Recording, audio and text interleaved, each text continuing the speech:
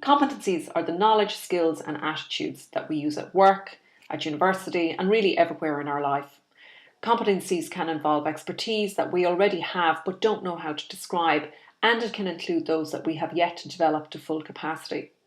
So when we ask the question, what's the difference between skills, knowledge and attitude, or what's the difference between skills and competence?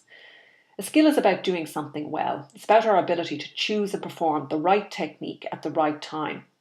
It's usually developed through training and practice. For example, we might become a skilled writer by practicing and perfecting our writing in a particular style, or we may become proficient in public speaking by practicing techniques, being active in Toastmasters, and pushing ourselves to speak in public at any available opportunity. Now, knowledge is about what we know. It's about the theories, the facts, the methodology, and the ability to apply all of these things in different situations. For example, let's say we know about different styles of learning. We may be able to understand key steps involved in developing a training program. We may also understand how to measure and evaluate the success of the training program, but putting all these things together takes knowledge. Attitude is often expressed about what we think or we feel. For example, we may have the capability to stay positive and calm in challenging situations. We may have the ability to bring a can-do attitude to work, to go above and beyond the call of duty. And all of these things demonstrate our attitude to certain situations. When we bring the skill, the knowledge and the attitude together, it's these three elements that make up a competency. So for example, we can develop competency regarding communication by practicing our writing, our listening skills, acquiring knowledge about different communication styles, and learning techniques that help to keep calm under pressure. Competencies are described in ways that are observable, measurable, linked to the workplace or academic environment and other life experiences. They're transferable and they're based on performance. Most employers are hiring employees based on competencies rather than on skills alone. If you can describe your competencies, you'll have an advantage as you apply for a wide range of opportunities. You can describe your competencies in applications, CVs and cover letters and then talk about them during interviews. You can use your competencies to further develop your understanding of how your education, work and other life experiences align. The 3 reasons to identify and practice your competencies are: 1, to reflect on your experiences, so to consider your past experience and assess your development to enable you to measure your progress towards your goals. 2, to strengthen the link between your academic and workplace learning. And 3, to express your value to employers.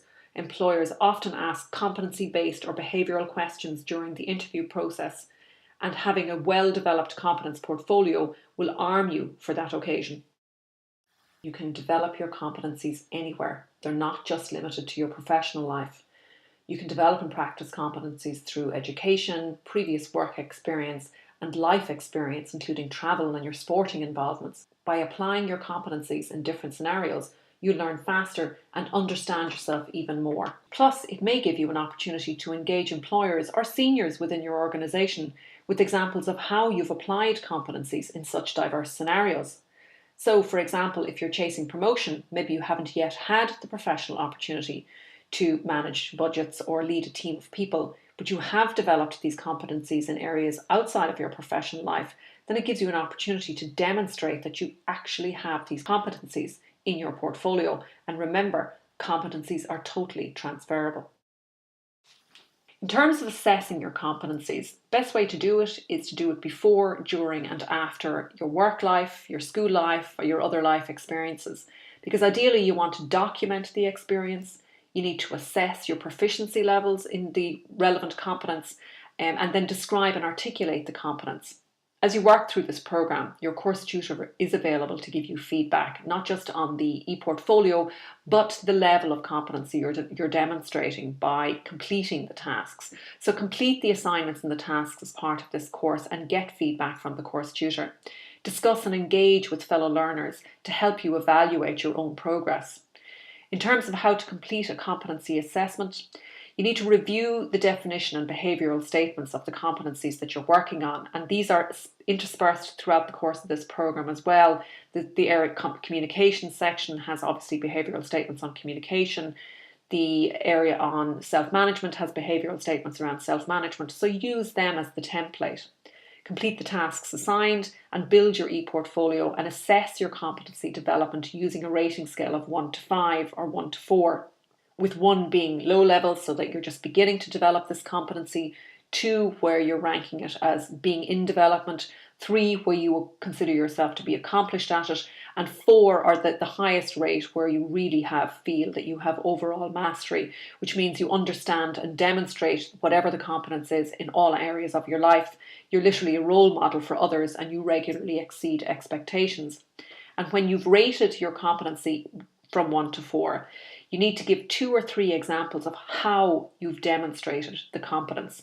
And by doing this and getting into the discipline of doing this, this will help you to articulate these competences in interview scenarios. How best do you express competences?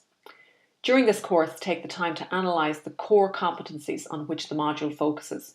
Now, it's likely that you will have already developed many of them through earlier experiences in work, education, volunteer and personal arenas, but working through them will help you to understand what you've learnt, identify gaps in your competency development and plan the next steps.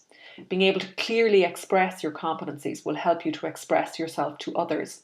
Hugely useful in interviewing, whether it's for a job or whether it's for a promotion. So a competency statement really needs 5 key areas. You need to identify the experience, you need to identify relevant competencies, write a competency statement, so set of statements that describes the competencies you developed and demonstrated through whatever experience it was. Reflect on your learning, so reviewing the statements, think about what you've learnt, what did you develop, are there any gaps, what do you feel confident about, what do you feel motivated about, what interests you in developing it further, and then communicate your competency to others. And this is an opportunity for you to articulate your competencies, publish them on your e-portfolio and build up a portfolio of examples from your past experiences to enable you to hold conversations with other people around your professional competences.